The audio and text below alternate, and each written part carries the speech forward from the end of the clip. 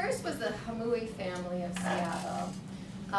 They were a Syrian family. They were seeking political asylum. They had lived in the Seattle area, north of Seattle, for about 11 years. And then right after 9/11, during Ramadan, in fact, they were, their home was invaded by 15 INS, at that time INS, because there weren't ICE hadn't been established yet. But they were invaded by INS agents. The father was arrested, the wife was arrested, and the 19-year-old daughter was arrested, and they were taken to the INS Center in downtown Seattle. This got a fair amount of media attention, but also a lot of community attention. It was February 2002. Have folks heard of this case? The Hamui case? No?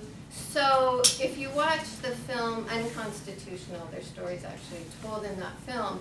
But what happened was they were kept in detention, the father for 10 months, the two women for 9 months.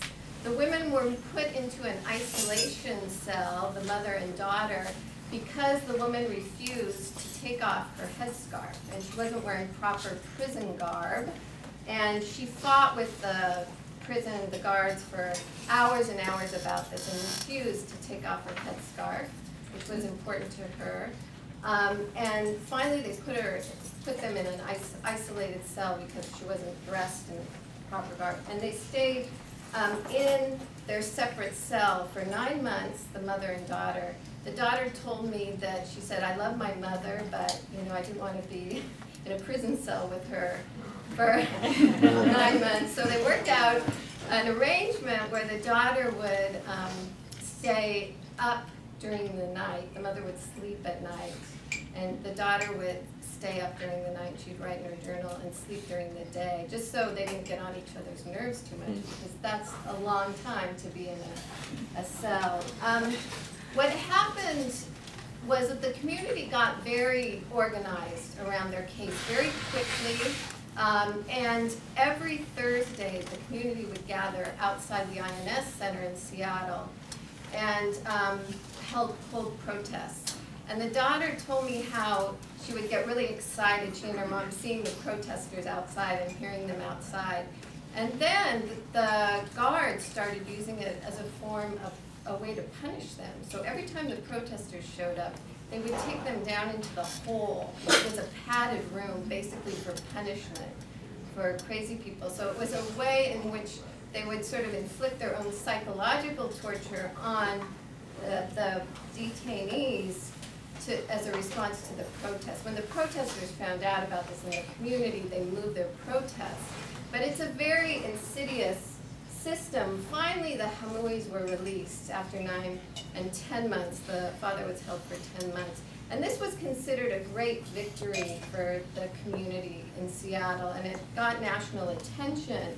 But it was really exposed that, a lot of these claims that these are supposed terrorists are absolutely ridiculous. And what happened after that time, it's interesting that they were held at the INS Detention Center, because that's also where the Japanese were first held when they rounded them up before they took them out to Puyallup, etc., during the Japanese internment. But after that time, the Department of Homeland Security was established in June of 2002. And I think ICE has honed its kind of surveillance operations and detention, and they opened the Northwest Detention Center in Tacoma in 2004. Folks familiar with the Northwest Detention Center in Tacoma? People have been out there. So that is in the tide flats of Tacoma, down near the port. And it's outside of the public eye. It's outside of the eyes of where the community, it's not a rural center. But what happens when we move prisons and detention centers outside of the public eye, or where their family members have access to visiting prisoners, or et cetera, and things like that? It makes it much more difficult. The other environmental piece of this, which I'm glad the other speakers touched on, is that it's in this industrial area of Tacoma, and it was built on a former Superfund site. which administrators and the corporation, Geo Corporation, claim has been cleaned up, but it's clearly, there's a lot of reports that say there's tons of contaminants around that still haven't been neutralized, or, yeah. Another case is one that's ongoing. There's a man named Sam Malkandi who was picked up in August of 2005. August of 2005. He was an Iraqi Kurdish refugee who'd been living in the Seattle area for 10 years. He had a green card. He was just about to get his citizenship papers. And then the FBI started calling him in for questioning. He trusted very much in the justice system of our country. So he went so far as to even bring his own computer to the FBI office when they asked him for it.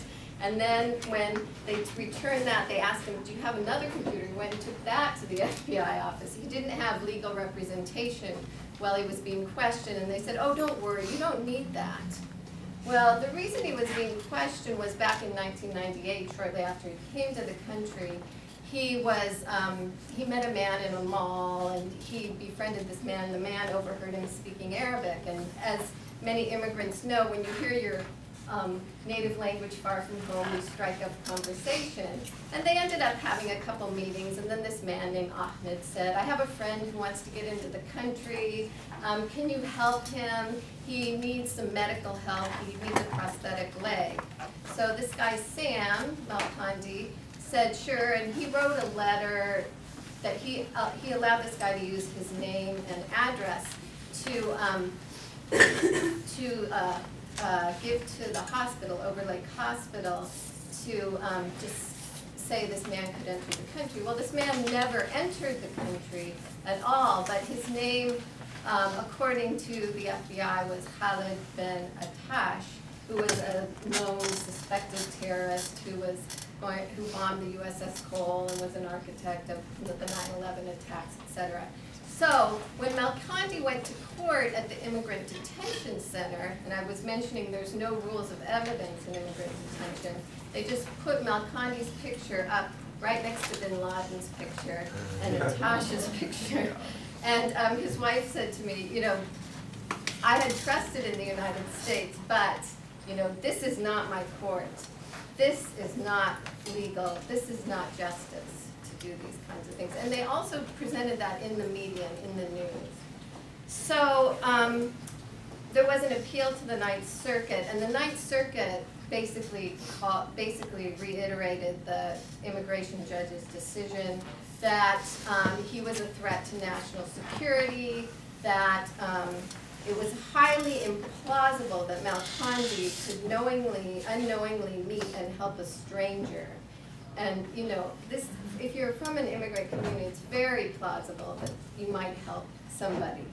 And that I was just thinking how little the judges know about immigrants, about Middle Eastern hospitality, about what Sam Malkandi himself said was his duty to help other people. And if you go to the ICE website, they'll say, Malkandi's deportation ruling is an important victory in the war on terrorism. Okay? They have to prove that, you know, they're finding terrorists somewhere. So this is part of the ongoing propaganda. Now, about the Northwest Detention Center, as Tara mentioned, it's owned by Geo Group. They're a private multinational. They run the military facility at Guantanamo Bay. They have actually centers internationally in Britain as well as all over the United States, and most of their centers are along near the U.S.-Mexico border. But they house immigrants from Washington, Alaska, Montana, Oregon, and from California's overcrowded immigrant detention centers. Right now, there's 1,000 beds, meaning that they can have up to 1,000 detainees at a time, and there's construction going on to raise it to 1,500.